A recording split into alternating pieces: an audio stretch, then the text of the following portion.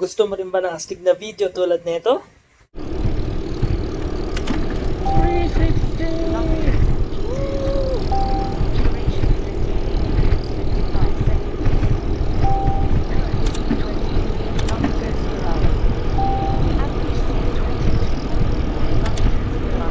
Ganda na lang!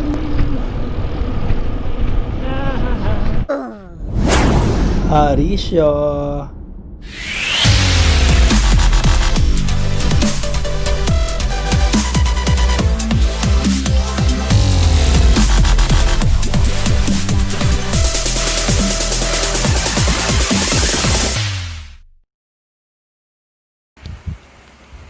Okay, so una nating step is, syempre, dapat nakakuha tayo ng footage from our GoPro Max.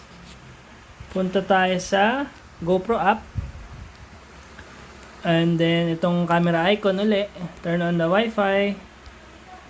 And then, ko-connect tayo sa ating GoPro. And then, yan. Camera found. View media. Successful. So, hanap tayo ng 360 videos. Ito lang muna 38 seconds na to ang da-download natin. Share button sa taas. Itong blue. Save to app. Hindi natin ma-export yung 360 video sa ating phone gallery kung hindi pa natin pinapadaan sa GoPro app. So, siya lang yung makaka-read nung file na to, na yung mga 360 degrees video or over-captured film or footage. So, yan. Meron nga pala akong video tungkol sa mas madaling pag-transfer ng files papunta sa yung GoPro app. Hindi tulad nito na dina-download pa na naka-on yung GoPro app natin tsaka mobile phone. So, panoorin nyo rin yun, guys. So, ayan, view media, meron na tayo. So, 360 degree video, then ayan. Meron tayong video na 360 degrees. So, once na-transfer na natin yung media sa GoPro app, edit natin is itong video natin sa Candaba, Pampanga. Yung may gunting dito sa lower left is trim button. Yung sa gitna, yung bilog tsaka diamond is yung ating reframe or keyframe button. And then itong panghuli natin is yung grab photo button. Sa taas, yung padlock is world lock. For stabilization lang din daw, at saka para hindi masyadong magalaw yung view. And then itong merong cross is horizon leveling. So papantayin niya lang yung horizon, which is palagi kong ino-on. To reframe, pindutin lang natin itong may bilog sa gitna. Ganito siya. Yan. Usually ganyan ang itsura sa pinakauna mo bago mo siya ma-edit. So, ang first step ko is pindutin itong nasa gitna, yung parang may guhit-guhit na ganun. Pipili ka ng size ng video. 9 to 16 ratio. Pag full screen na patayo yung phone. Itong 4x3 tsaka 1x1 is usually pang Instagram stories or post. Pero since sa YouTube natin ito gagamitin natin is 16:9 ratio. Yan. So, press natin ng check to para okay. Pindutin natin si reframe. Yung bilog uli na blue, magiging siyang pencil. Yan. Parang pencil. And then, sa swipe natin yung sa screen para makapili kung ano yung view na trip natin or gusto natin. Swipe in para mag-zoom out, swipe out para mag-zoom in. So, kung nga una gusto nating step to, kita yung mukha natin, then press check, and then ako, pina-play ko, play. Then, pag gusto na nating ibahin yung view, pinopause lang natin. So, ulit, play. Ayan, then nung nagsalita ako, gusto ko makita ko yung kamay natin dito. Pinos natin, pindot ng reframe, atras natin. Yan.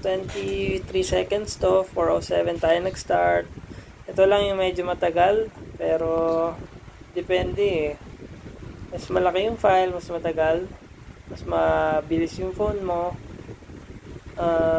mas mabilis yung mag-render.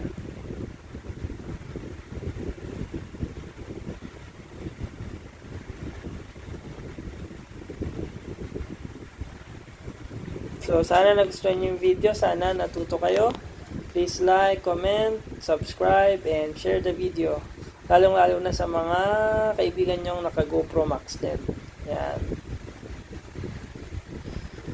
May video nga pala din ako para mas madali mag-transfer ng GoPro files from GoPro papunta sa mobile phone. So, make sure panoorin nyo rin yun. Makakasave tayo ng baterya, ng oras pag ginawa natin yon.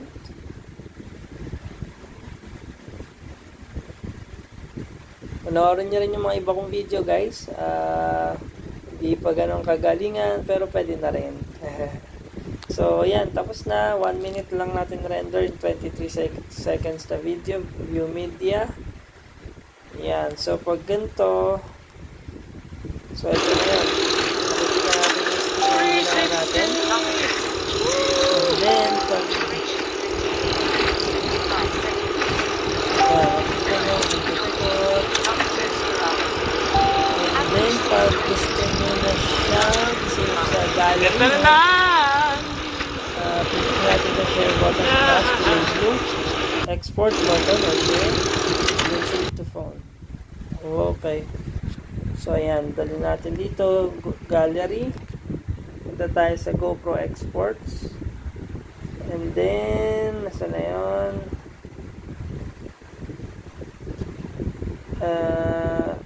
Ito.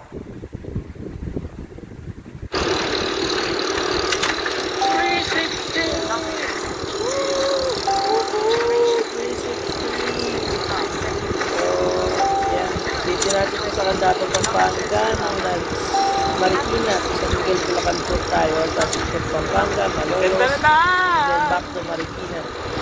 So, panoorin nyo itong video na to, guys. So, yun lamang. Pwede mo na itong gamitin ngayon yung clip mo sa editor mo. Pwede sa Quick, KineMaster, Power Director, kung ano mang editor. Para normal na video na rin siya. And nare-read na siya ng phone nyo.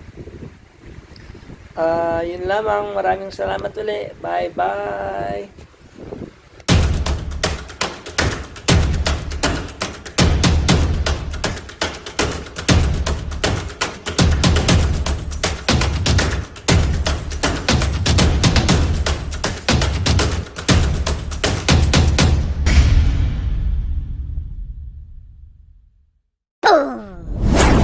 Harrisyo.